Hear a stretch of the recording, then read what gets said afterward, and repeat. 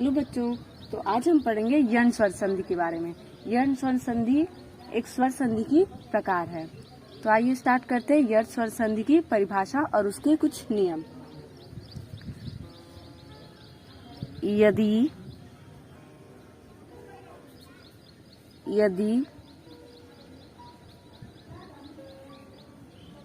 इ ई उ ऊ तथा री के बाद कोई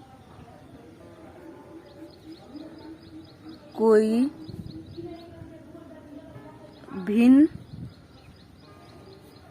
या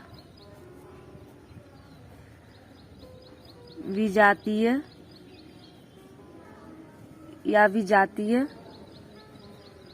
स्वर, यदि कोई इ ई उ ऊ तथा री के बाद कोई भिन्न या विजातीय स्वर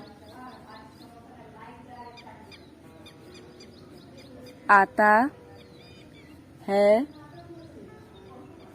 तो ई का रूप परिवर्तित होगा य में, उ का रूप परिवर्तित होगा व में, और री का रूप परिवर्तित होगा र में। री का रूप परिवर्तित होगा र में। यदि इ ई उ ऊ तथा री के बाद कोई भिन्न या विजातीय स्वर आता है तो ई का रूप परिवर्तित होगा य में, उ का व में तथा री का र में। तो आइए उदाहरण देखेंगे।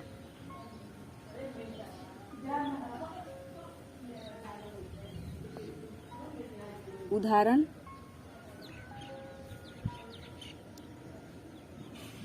इति, धन आदि।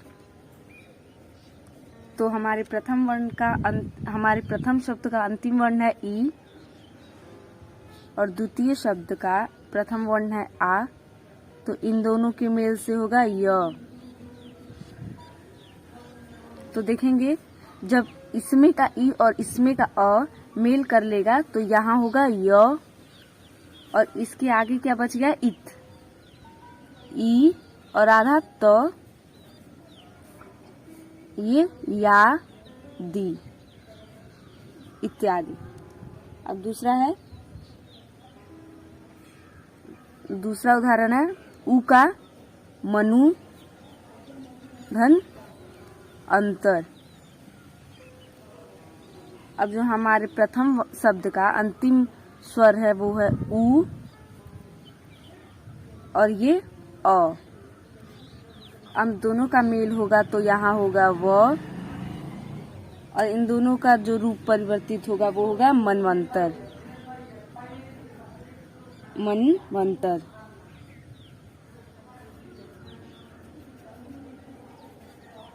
अब अगला है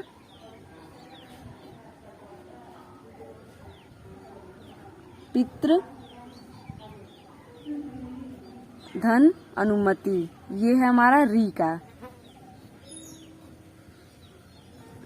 का उदाहरण है ये। तो इनका जो अंतिम वर्ण है वो है री और अ। तो अब दोनों का संधि होगा तो वो होगा र। अब दोनों का मेल होगा तो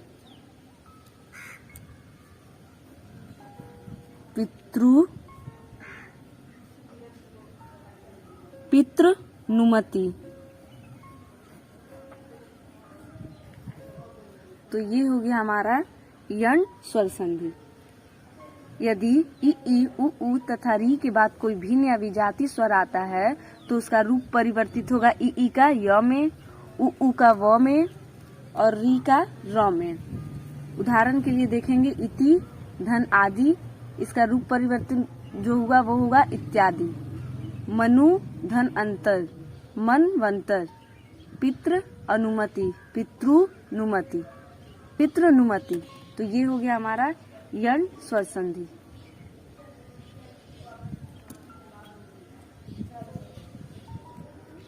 तो ये हो गया हमारा यड़ स्वर संधि। धन्यवाद।